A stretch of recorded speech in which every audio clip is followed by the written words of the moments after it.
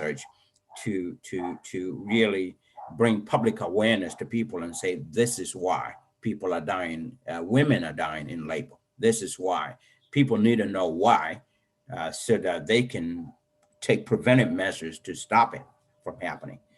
Not just because they ran out of blood. I hear that very often. And there are two things that I always, well, three things, I hear from Gambia, one, if a woman dies out of labor, they say they ran out of blood.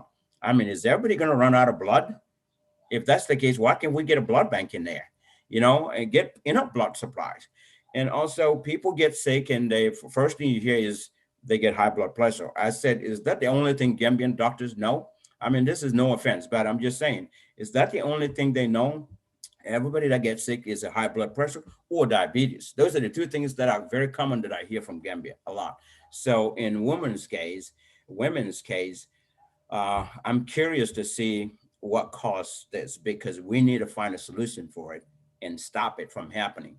One life lost is one too many, and it shouldn't happen. Thank you. Thank you, sir. I don't know whether Mr. Sawaneh can hear you. Thank you very much. Um, I think Sawaneh is out, but he's trying to stream on YouTube too. Yeah, yeah. Okay. You guys go ahead. Go ahead. Go ahead, Alas. Yeah. Come in, please. Yeah, for me, thank you very much, Musu. I'm very happy that we have here in our platform one like you. I know that our watchers are very happy and also informed about your brief information about your biography. I found also very interesting.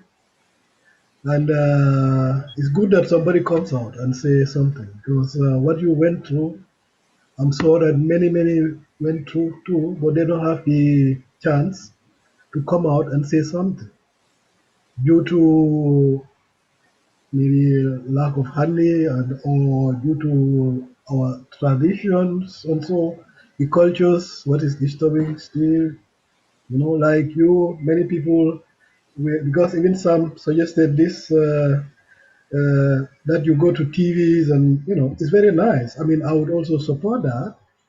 But then you will see that because our mentality doesn't change, and the cultural pressure, if you don't mind, people will be throwing you stones on the way. Why? Because we are thinking still, uh, uh, I mean, more with our culture and our cultural rules than the modern days and times. And that is this conflict what Sawaneh also was trying to say. We have this conflict between the culture and the modern life today. So those days was nothing. It was normal. We don't even dare to talk about it because it's normal. But we are living in a modern world and life is going forward. We cannot be holding two hands on a very old age, let's say Maya's time culture. I want to make it happen today. We are in the 21st century. So we do have this conflict. And in the Gambia, I mean, what you said here, if I want to complain all about it, I think we'll sit here up to tomorrow. We have this cultural problem, that is one. And two, this early marriage, what Sam was also saying, which is very dangerous. I mean, it's definite that when a 14-year child is pregnant and want to get back, it's definite because it's not even natural. That is not even from God the natural way. Women have to go to get a certain age so that their reproduction is without problems. That's why every fourth girl now, even here in Europe, if it is very early, they have to make operation. And these are the things we don't have in Gambia. So that means every second child who got married very early and cannot bring the child out is going to be operated. And our main problem is always blood. Because of blood, I missed one from the family. He's a man, was operated just because of blood, he had to die. And he was thinking about whether to be operated there in Gambia or in England. but he took the risk. So that is also another problem where the government should. People have been complaining about blood bank and so no reaction. And some people complain too. They give blood and this blood is going to be sold. So they are not interested. So you know what corruption does? People say it kills. You know, indirectly. That's all because of corruption. Nobody is trying to control anything about any money about the health system of the Gambia. You know, because all is corrupted. So we try to see the effects. You go to hospital, you cannot even get paracetamol. You know, then you ask yourself, where are we living? You know, and another thing I just wanted to say is this early marriage that some parents send the kids. They know that the kid is very young, but they will do it because of financial reasons, which is very often in our society. You know, because I used to say that there are certain problems in the Gambia unless we try to change the mentalities. The problems we are having, most of them are only in our heads, our mentality, the way we think. Today, I'll be afraid to wear something very bad because, you know, I mean, I'm just giving you an example because for me, I don't care. I used to advise even people to change that mentality because if not, people will talk about my side. So if I have that mentality, then I'll not feel free. So that means I'm a captive of my own head. You know, because it's a mentality in our society. In the Gambia, if I tell you now, you are broke, just imagine. That is the biggest insult you can give to a Gambian. You are broke. Why? We just ask ourselves, why? Because of our mentality, because we think that nobody should be broke. Everybody should have money. That's why we have this fake life in Gambia. Everybody try to show that he's having money and he's not. So you try to take your loan when you know you cannot pay, you know, doubling it every day because many are not working, but they want to lead the life of the Queen Elizabeth, which is not possible. We have to be. I always say we have to be real. We have to be real to ourselves. For me, I don't mind. I can tell you I'm broke. Why? It's not going to pain me because I'm in a society where people even try to pretend to be broke than coming out to say I'm rich. You understand? Why? Because they are very clever and they are having everything. You know? So this mentality is also a problem. And then when many parents say, okay, I don't want to give my child, because that's what they say, because they don't respect the love of the child, not at all. They don't even respect the life of the child. You know, I am going to suggest whom my daughter is going to get married to. Is this man financially secured? Yes, then I will accept it. But they never try to ask the lady, do you wonder? The lady is a human being, have right for everything. This is the same thing like the polygamy. You know, I mean, the woman should accept that. If not, I don't think it will work. Because as you said, I used to say that myself. Everybody is having one hand. Maybe because I'm here too long. That's how I see it. You know, if I happen to have five, it's definite. I'm a human being. You will love one more. You know, and this polygamy thing, you are right. Look, we always try to copy these Arabs, but look at them. They are not of polygamy. We try to copy them in the religion, in all corners, but only that one. You know, and the prophet is from there. They know more about what he said that time. But they respect their wives, they love their wives, they put them on pedestals. They don't even want their wives to work. Always they have to get a maid. That's why you get these Philippine people going there, you know, as maid. Their wives should not work, you know. So we copied everything in the Muslim religion from them, but we don't copy that one. You know, so the reason why the prophet said at that time, as I hear from learned people, not only preachers, it was just because, and that's the situation we are having now. as Sam said here in our side now, that for them was that men go to war. They used to have a lot of wars those days, you know, and sometimes only 5 people will come back, things like that. And these people who miss their life, they were having families. They are standing at the doors, you know.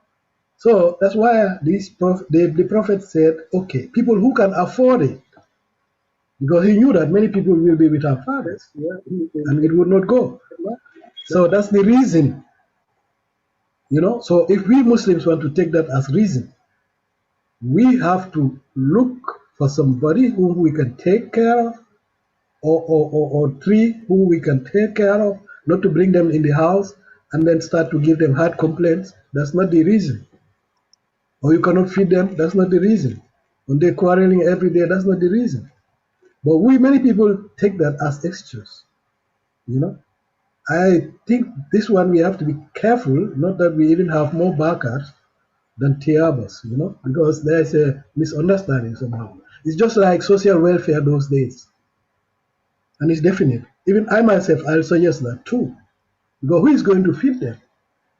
So, but there we have families with kids. So now we are in a situation where we say the women rate is more. So we come to that problem again. But still, we have to find a solution.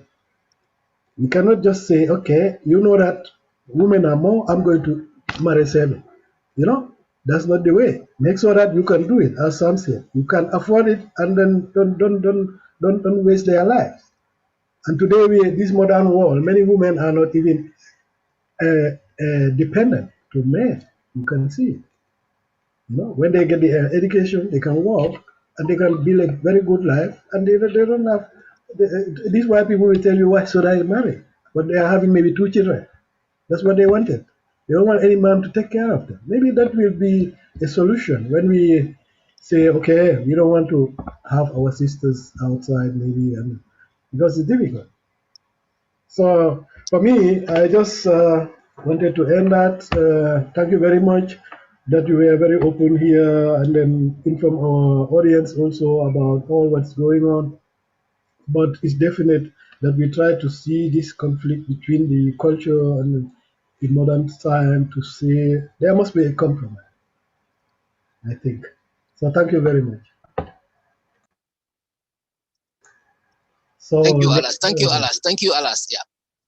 So we're gonna have Njaka come in, and then we can have Famara quickly. Yeah. Yeah, good afternoon, guys. Good afternoon, Ma. My name is Njaga. Yeah, I'm here for the youths and women and talk about more about socio-economic development. For me, the direction I'm going to go is about it's going to be women and our society because of there is a very strange thing happening in Gambia, as you all said. For me, when it comes to polygamy, the understanding I had is that the reason why God said about it is like just to reduce some kind of prostitution or things like that, because of women are much more than men. So that's why God put on us to marry 3 to 4, so that there are lots of things that we can take care of in our society. But so when I talk about women and society, I'll talk about women and education too. Like there are lots of women on the streets, either involved in prostitution, involved in drugs, or involved in certain kind of things that are tarnishing the image of women. So what do you think that can be a solution to those kind of problems? Because of when you see women around nowadays in our society, there are lots of them on the streets because of they don't live, they don't have hope. Either they don't have an educational background, or they don't have parents who can take care of them because of poverty and things like that. And that leads them to be on the streets or in hotels or in bars or things like that, just to sell their body to earn a living. So what do you think that the government or you people representing women can do to help those kind of women who are really, really in need of help and can't get it right now? And the only thing they can do to survive is to use their body for survival. So what do you think can be a solution to that?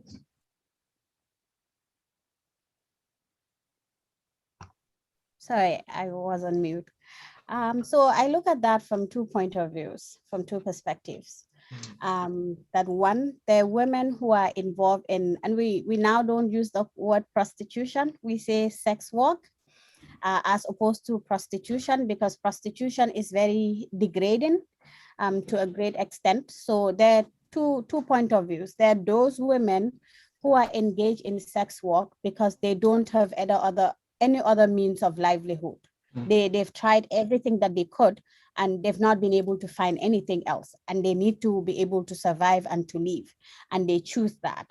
There are also other women who willfully choose to do that, and because they have the autonomy to want to do that, and they do it on a larger scale. They go as escorts to do that. That's a choice that they have, just like how we have our brothers and sometimes even sisters who sell drugs within Europe, within the Americas. But even though the repercussions are even greater on the part of those who are engaged in illegal sale of drugs, because it's going to be more destructive to someone as opposed to if an individual chooses to be a sex worker.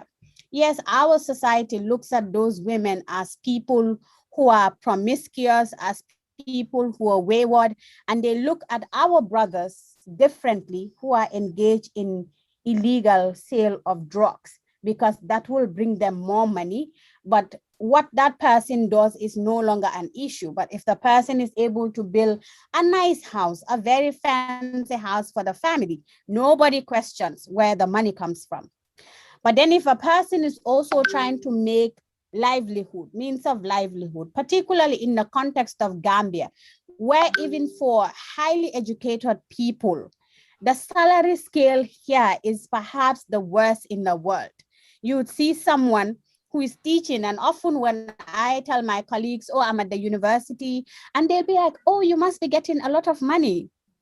And then you think about the salary that you come home to pay for your rent, to pay the bills, to pay tuition for your children. Your extended family depends on you.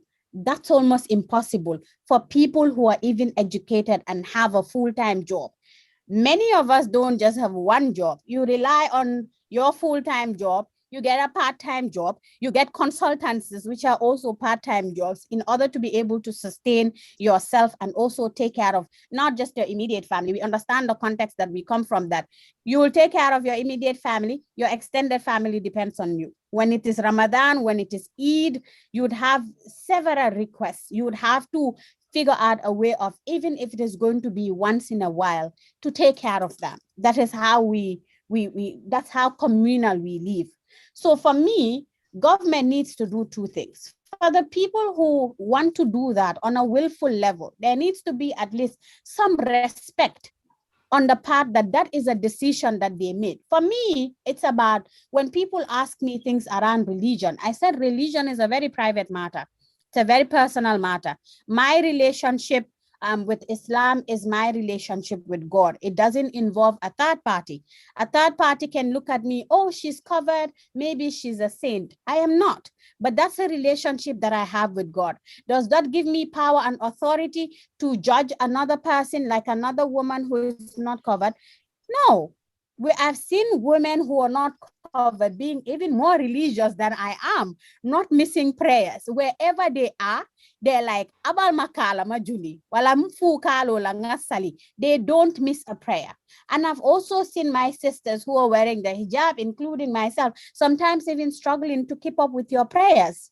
So if there are women who chose that lifestyle, there needs to be, for me, in my view, respect for that, and look at it as a job, the same way that you're looking at your son who is engaged in the sale of drugs. The person is bringing you money, your daughter is bringing you money. I look at it from that point of view. And this, at the end of the day, is personal to that person. But there are people who don't want to be in sex work. They don't want to be sex workers. The only reason why they are in that field is because they can't find anything else. So the government needs to be able to take up meaningful engagements and provide employment opportunities for people, not just any form of employment opportunity, but to be able to prioritize. And in order to avoid the brain drain that is currently going on in the Gambia, where if we have so many brilliant people, and that is manifested and reflected on this panel right now, who are all not living in the Gambia. But if you look at the background, the reasoning, perhaps at the time that they left that country, it was in search of greener pastures, and America and the Europes were able to afford you with that opportunity. A lot of us stayed back, but sometimes you realize that there is a lot of frustration. You think about, what opportunities would I get when I go to Europe? What opportunities would I get when I go to the US? And sometimes that could be a motivating factor. I can't have a master's degree or people who are PhD degrees, and I come home every month with less than $500. And you have invested heavily in that. You came home because you wanted to engage, because you want to do better for your country. But you see on a daily basis, your leadership buying fancier cars, living in bigger houses and bigger buildings. And you ask yourself the question, is it really worth it for me to stay here and continue to give and sell my soul all in hope of saving my country? We have seen a lot of young women who have been disappointed, who while in this sex work are raped, who while in this sex work are abused, not because they want to, but because they don't have anything else to do. If they leave that job, who is going to pay their bills? Who is going to take care of their family? There is that responsibility on them. There is that expectation on them that they must bring food on the table. How do they bring that food if they can't find any meaningful employment? The only thing they would do is to use their bodies and get money. And that's work that should be respected. Don't you think that also then, if I told that they are forced, they are always there to bring food in the family, whilst they are not working, they are not paid every single month. Don't you think that then it's the parents' responsibility, or is the parents who are putting pressure on the women, or is the parents who are forcing them to do those kind of job? I'm not blaming. I'm just trying to find out a solution, because it's hard. It's hard. You understand? I'm not trying to blame anybody. I'm just trying to see that it is getting worse every single day. We're not even talking about sex working. We are talking about drugs right now. You know, in the country. We are talking about alcohol. You understand? Yeah. We are talking about things like that. We are talking about women who are not staying with their parents anymore, who are staying with boys because they rely on them to survive. You understand? So things like that. So where do you think that is the problem? The government has a big responsibility when it comes to that. But it is our society too, and our parents to have a more responsibility when it comes to that. I agree that the solution is not just, it's multifaceted. There are different tiers to it. Yes, society puts a lot of pressure on their children. Society puts a lot of pressure on women in particular. But I give you a scenario. Assuming that I'm using myself as an example, like I come from Kiang. I'm from Kiang Jali. Originally, my parents are from Kiang, and I was born in Bakau. When my parents left Kiang, it was to come to Kombo in search of greener pasture, just like how people would also leave Gambia to go abroad in search of greener pastures. And it's not even for people who leave Gambia to go abroad. There are instances where there are challenges. There are people who left Gambia, traveled abroad, and became homeless. That wasn't their dream when they left the Gambia. They left the Gambia with hope of making it. But sometimes it doesn't happen. It's not just, oh, I went to Europe and automatically I'm going to land a job. No, you're going to talk about issues around documentation, qualification. Are you legally here? Or no, I am not legally here, and things like that. So I come to Kombo in search of greener pastures. And I have lived in Kombo for 60 years. And I still, because of my means of livelihood, because of the income that I generate, is so minimal. And I have 10 children.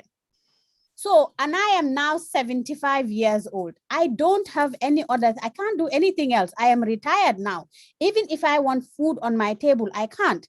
There is that responsibility ultimately that is now passed on the children to bring food on the table. That old person cannot bring food on the table anymore.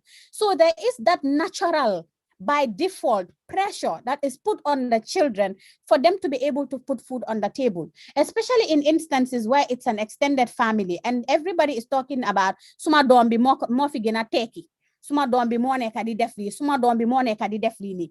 And you're thinking about that. You're not even thinking about the broader context of, oh, I need my child to build me this house. Your own argument is, I need my child to bring food on the table. And your child doesn't have a job. Your child cannot keep a job. There is no job availability. Perhaps at the time you didn't even educate your children because you didn't have means of educating your children. Where else do you want them to go? Government hasn't put in place any infrastructure or any system or mechanism that will perhaps train people who are not within formal systems, maybe tertiary training, build capacities, their skills in carpentry, welding, and other also skillful jobs that could be made available. That's not available at all. Where do you want these people to go? They have zero money to start up a capital. Where do you expect them to get the money from? Where do you expect them even take care of their family? So for me, our governments need to do better to make sure that there are facilities and infrastructures in place to take care of the different dynamics of the society. The educated people, okay, every year the university is graduating thousands of students. Where do these students go to? There are no structures in place. Every year, the Gambia Law School graduates like what? Maybe 50 Gambians, all lawyers. Where are you pumping them into? Every year, you would have people who are dropping out of school. What modalities do you have in place for those people who can't complete school because they can't pay tuition? We've seen in outside of the Gambia or abroad where there are facilities in place for even correction centers, for example, people who have committed crimes, they're institutionalized, but in the process, they teach them skills there. So when they come out, they are not liabilities on the state or on their families, but they are well off and independent in the sense that they learned a skill in prison. Ours is a punishment modality. You come out of prison, I assure you that in the courts, going to court all the time, because I'm doing my pupillage, you'd see sometimes a senior would say, oh, this person was jailed and then served their time, they're back again serving trial, or they're on trial again because they committed another offense. Because when they came out of jail, there was nothing else for them to do. And that's the same thing for some of these sex workers. Because there is absolutely nothing available for them, they engage in that. Action Aid, for example, is doing a fantastic job dealing with some of these sex workers, helping them to start up, to develop their entrepreneurial skills. And then if they choose to, they can now, they will get capital in order to start work. This is not something that you just expect an international NGO to do. Government has to be able to subsidize, to also contribute towards that process. Bring these women, ask them, what is it that they want to do? Is there an alternative to this trade that you want to do? If so, how do you support them? If they, however, choose to be in it, then you would have realized that this is a decision that they have taken as individuals and they have the autonomy to do so. But at the end of the day, you made attempts. But you cannot leave everything in the hands of civil society or international NGOs, hoping that a miracle will happen and all of a sudden people are taking off the streets. It's the same thing when we talk about street children, for example. These are children who have been sent off to madrasas to learn about their religion, to learn about Islam. But then that is not what happens. They are on the streets. They become criminals because sometimes even they don't go back home because they were not able to get the amount of money they were told that they must bring home. And because of fear of going back home, they stay on the streets. What does that get us? We see more and more children on the streets instead of being in schools and then picking up habits on those streets and having to survive on their own, naturally building a wall, which results to them being hardened, and fighting for themselves and being protective all the time. So for me, yes, society is responsible, but I feel that government also owes it to its citizens to make sure that they find mechanisms and devise ways and prioritize and show interest in it. Only then we will be able to make meaningful change. Otherwise, we'll talk about these issues for 100 more years and nothing will happen. Yeah, one last thing. Right. Yeah, one last thing. I mean, you just reminded me because last season, the tourism season, found me in Gambia. There was this rumor when we talk about our young women and tourism. Yeah. There was this rumor that Europeans who are maybe in the third age group, I have seen it. I've witnessed it. Like 70-year-old men going with 13, 12, 11-year-old children who are girls. And their parents let them do it because of poverty. Have you seen that, or have you heard those kind of rumors, or if you do also, what have you done to tackle that? Because of it was too much at the end. Because of, I remember I was at a place that I was like at the beach, and then for a moment I was walking around talking on phone. Then I found a van and a caravan that there were two old Europeans there with a girl who was, I know, will be around 14, 15 years old in that dark. You understand? And she was in her swimsuit around 10 o'clock in the night with a Gambian guy who was selling something for them. So it's like those kind of things. And I saw it on the news, people were complaining about it. I heard it also, people were complaining about it, and I saw it. So what can you do? Or if at all you have heard things like that, what have you done to protect our young girls from this kind of thing that is going on right now in the Gambia because of poverty? Or child sex tourism is not something that is new. As early as when I started at 9 years, there was still a lot of issues. The Child Protection Alliance was doing a lot of work when it comes to child sex tourism. And that was one of the reasons why the Tourism Offences Act was introduced. It was enacted in the Gambia to be able to tackle that problem, and that they were partnering with the Gambia Tourism Board as well as the security sector. And this is why in many tourism industrial areas, you would see checkpoints at those places. It was geared towards tackling child sex tourism. Unfortunately, it doesn't. It doesn't. It doesn't, because they then walk past the security checkpoints. They walk past the police. They walk past the security at the beach. So I don't think that it has. So where does the problem lies? It is too multifaceted again, but mainly two. As a parent, I can't imagine not knowing the whereabouts of my 14-year-old daughter. My daughter is 9 and she's turning 10 this year. I cannot imagine not even knowing about her whereabouts for even 5 minutes. So let alone her being outside until 10, 11, 12 p.m. There needs to be more responsibility and accountability on the part of parents to make sure that they know where their children are. When I talked about the issue of the sex workers, I was thinking about it and talking about it in the broader perspective of the adult children. Your child who is an adult and there's a responsibility, but not a child. Your child is under your care. You have a duty. There's a high standard of care that you owe to that child as the parent of that child, to be able to protect that child, to be able to give that child a more meaningful life. So allowing your child to be out during those hours is a fault on the part of the parents, but also a fault on the part of the security sector, in the sense that these checkpoints are built specifically for that purpose, to serve as a deterrence. When you see a child walking with a tourist, for example, you know that tourist is not the parent of that child. You needed to have stopped. There is a responsibility on you as a law enforcer to stop that person, ask questions, and take the necessary actions.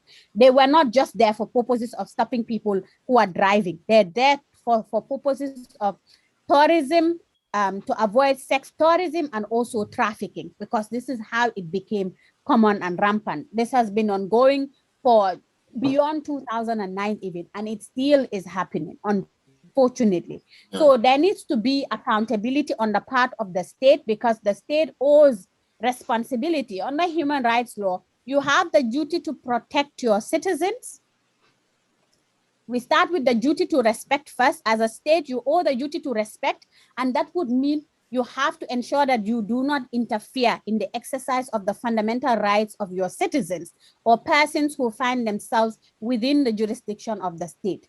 2, you have the duty to protect, and the duty to protect would mean protecting the person from harm that would be caused by a third party. And this would mean the security sector, for example, or the security persons who have been put in those places, ensuring that when they see something like that, they put a stop to it.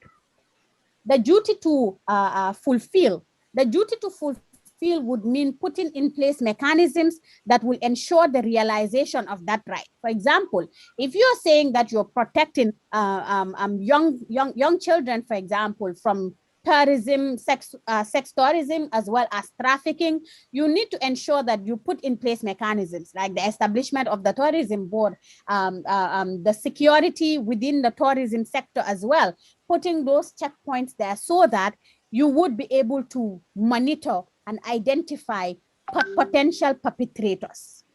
If you fail to do that, you have failed in your capacity as a state to be able to perform these obligations. And the final one is the duty to promote, which is often one they're supported by civil society organizations, and that is around issues relating to raising awareness on the existence of the laws, and also ensuring that people within the remotest parts of the Gambia also get this information regardless of where you are. So wherever you are. So this is all responsibility. So the duty to protect in this regard, the state has a duty to protect those children from harm that is caused by a third party, whether it is the tourists themselves or even their parents. Because if a parent doesn't know the whereabouts of their child who is out doing God knows what, that parent has failed and does not qualify to call him or herself a parent where a child is involved.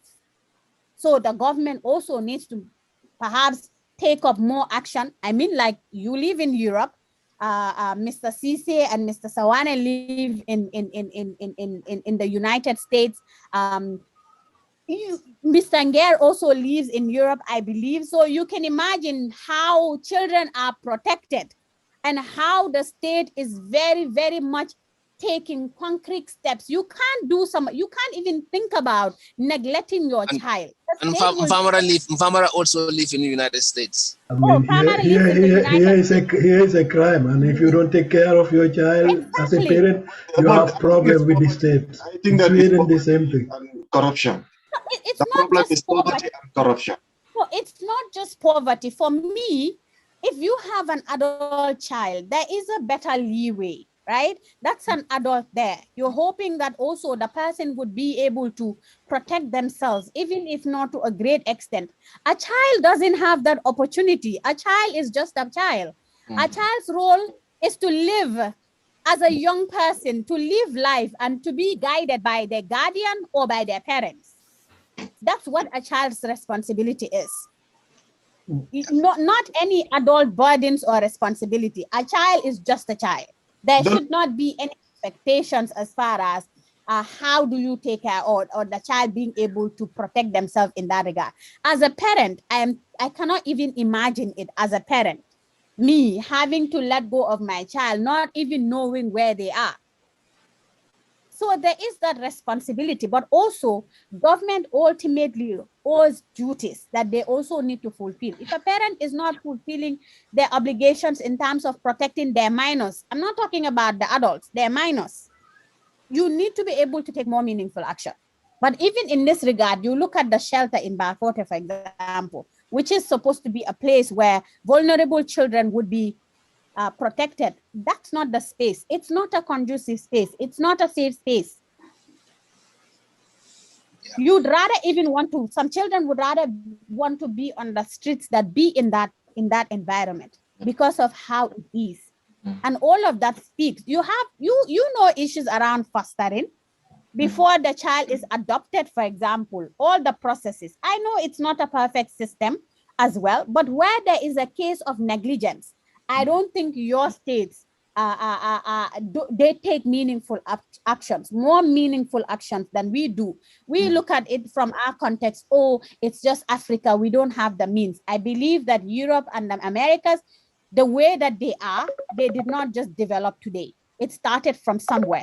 But ultimately, there needs to be the desire to want to do something, the desire to want to be able to make a change. Only then will we grow. But if we live in this mediocre mindedness of sometimes looking at Africa and how everything should be mediocre. Oh, it's Africa, we will manage.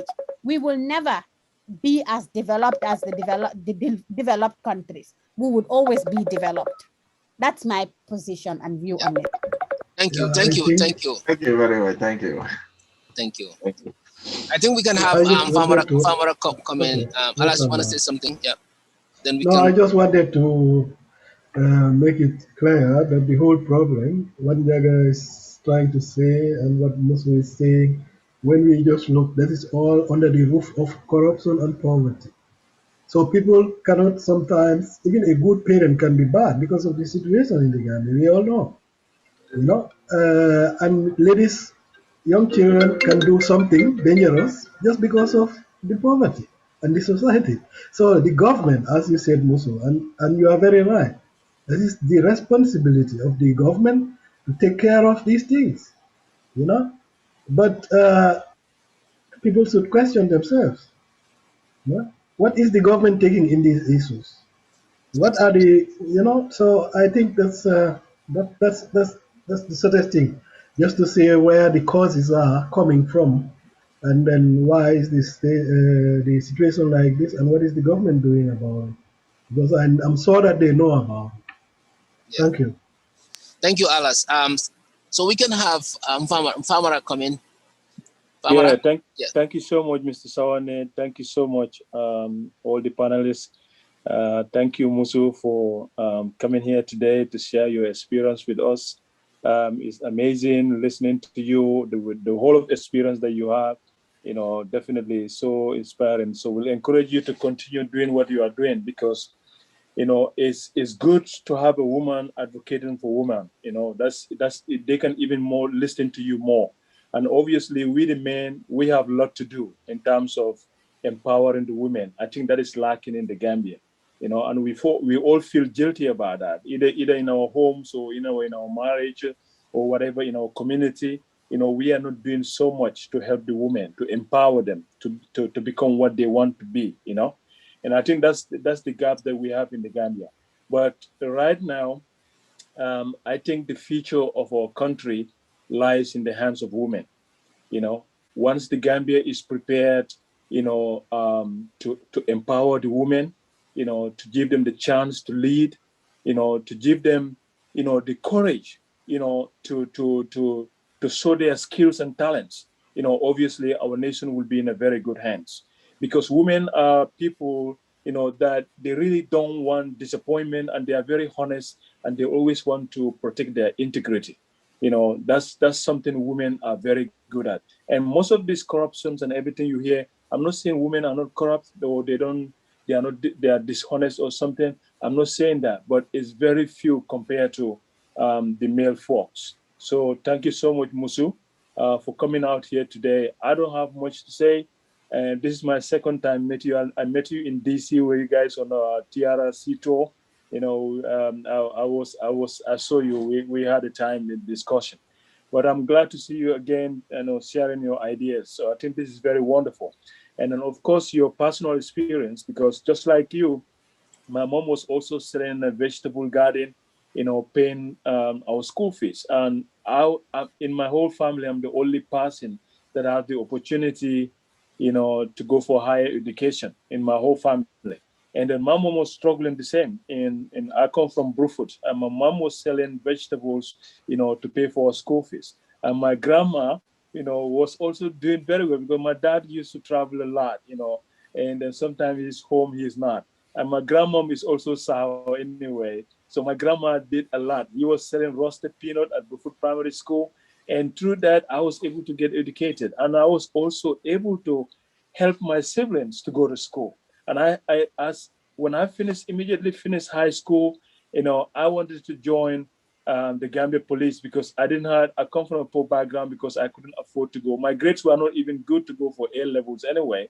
So I was thinking what to do. Then I would say, I just have to employ. I just get a good employee to help my parents. So I wanted to become a policeman because when Drammeh came to power in '94, at the time, the desire to become a police or military was really very, was something I wanted to. So I wanted to join the Gambia police. While on the training in the Gambia police, and then I was offered an opportunity, to work in my own community in Brufut, in one of the forest park between Brufut and Tanje. It's a bad reserve anyway. So I was debating whether to continue with the police or to go back to my community. But finally, I decided that I should go back to my community and then work there since I'll be working from home. I don't need to travel far away. And then my grandma was old at the time because I was here, I was with her. So I decided to quit the police. Then I decided working with the natural resource. So personally, I have that close relationship with my grandma, and my mom actually did very well, trying to see us to go to school. And not only from the vegetable garden, but he also goes to the beach, he's a fishmonger as well. So she multitasks all these things to ensure that there is food on the table. And this is exactly what I'm seeing in the Gambia, that our women are suffering a lot, and the government is doing not doing much. I wouldn't say they are not doing nothing, but they are not doing much to empower these women, so that their lives and livelihood could be improved, so that to reduce poverty and also dependency, in our families. So I think this is something that we need to work on a lot. Our women are not only there to be used on the political missions, and that's what we see most of the time. They only need them when it's time for political season. That's when they listen to them. They try to give them fake ears that they are empowering them. But after elections, we don't hear much happening. All these projects is coming in. Very few goes to the women. And then if we empower them, our families, I want to say eradicate poverty completely, but at least our poverty will be reduced in our community, because women don't have time to save money. All the money, the income they have from their small petty business is to feed the family, and then either buy their asubis, or maybe when they're in Dora or Susus, they will do that. They don't have time for savings. So whatever woman earns is for the family. And I think that's something that we need to work on a lot. So I don't have much questions to say, but I just want to say thank you so much for all what you are doing for the women, and keep it up. And I think you are in the right direction. So don't look back. Someday with the new generation of women coming, hopefully things will change, and we'll see more people helping women and empowering them to become what they want to be, especially fulfilling their dreams, to become whatever they want, whether they want to go to school or whatever they want. But at least the women are empowered. They feel that they are part of the system. They are counted when we're talking about national development. Yeah, so thank you so much, Musu, for all your time and encouragement. And then we wish you all the best. And then the future is bright for women with people like you in the leadership. Yeah, thank you very much, Famara, for that. So I think we're gonna wrap it up now. I think everybody have been given some time, and Musu, of course, will need to go and pray. Thanks, Allah, for noting that. So I just wanna, make a final comment here. I think this is very important, to engage our women. Someone like Musu, who have been in the forefront of the fight. The reason why I was able to reach out to her because of her work, and for TRRC, not only that, but for be a champion of women, and then fighting for young girls to get educated. And then she has been said as is a life example of being married younger, and also being her educational opportunities were kind of was really hard for her to be able to penetrate that. But with all that, she beat all the odds, and then become like an example, a role model. So I think moving forward, we will engage more women on our platform, trying to bring shed to women issues, and hopefully getting our women empowered, because like Famara said, we use our women when we want something. We want to be running for office. If you see most of where women vote, those are the people who actually win elections. So women populations are more, so we capitalize on that. And once we get in the office, we forget about them. And that is not fair because their issues should be forefront. And I also am a champion of believing that whatever men can do, women can do it. I mean, I have my organization built around women, and they have really exemplified, the power of women, because women means business. When you put them in position of power, they will execute it. Sometimes they even say that they are more aggressive than even men. So I think, people need to, if you look at Rwanda, their success, if you look at Paul Kagame, she's surrounded by women. And I'm thinking like perhaps we should be thinking of getting a woman president in the Gambia. That probably would do us much better than having guys coming in, and the next thing they will say, when you are campaigning, you say one thing, but when you get to the office, it's a different thing. So we need to put our women forefront and give them the opportunity to serve. Perhaps the dynamic of our story will change. So again, Musu, we thank you. You've been an example of a role model. Thank you very much. Yeah, take care, and then have a wonderful, wonderful Ramadan. Thank you for your time. Any final word? Before you go, Musu? Thank you very much to all of you for the opportunity to be able to come to your platform and say the few things that I know in relation to what women go through, and just to give a quick background of some of the dynamics of issues that exist that have for the longest time been the reason why women have not excelled as much as they could. It gives me such joy to always find myself in the midst of, usually I would have been fighting, but this would be the first time where I am like in the midst of 5 men, and I haven't had a cause to argue. It just says how we are all on your side. Yeah, it says how progressive our society is getting, and if everybody thought the same way and not think that, oh, it's an attack on men. I think you all understood the dynamics of Gambian women and what has hindered the process of women, and you're not looking at it from the perspective of complex issues, women should not be here. You understand the important role women play, and that's the first time for me. I'm always usually defending. You are welcome. You are welcome. You are here with people with heads, maybe. You are forgiven this time. Next time we'll come opposite. But I'm only happy that you could say from yourself, they used to say, who feels it knows it. So nobody can bring this topic clear to the world than you, because you have undergone everything. And I respect you for that you are a fighter, because through your biography, I could see what you have done. I did that too, almost as a man, but one can say it's a man, because I came to this place, another language different from my schooling and everything, no mother, no father here. I had to fight, go to school, till I got my master's here in their, I used to say, their fucking language. Nobody can imagine that. It's just a matter of dedication and fighting. And for you, what you went through is almost the same as a woman. That's why you should take this chance now and advise all women in the Gambia. I said it here our last show. There is nothing like muscle work today. It's all about competence and intelligence. And they're having that. And no man is having that better than them. So they should not always relax. They should try to learn and go forward.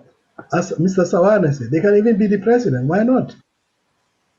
So these are all possibilities women have. Thank you. Thank you very much for today. Thank you very much. So I won't take any more of your time. I just want to say thank you for everything. You are a true role model, and we're really going to look up to you. And I hope your program gets on national television in the Gambia for people to sit and listen to you. So thank you for everything. Thank you very much. It's been a pleasure. Thank you very much, everyone. Thank you, Njaga. Thank you, Sam. Thank you, Sawaneh. Thank you. Thank you all. Thank you.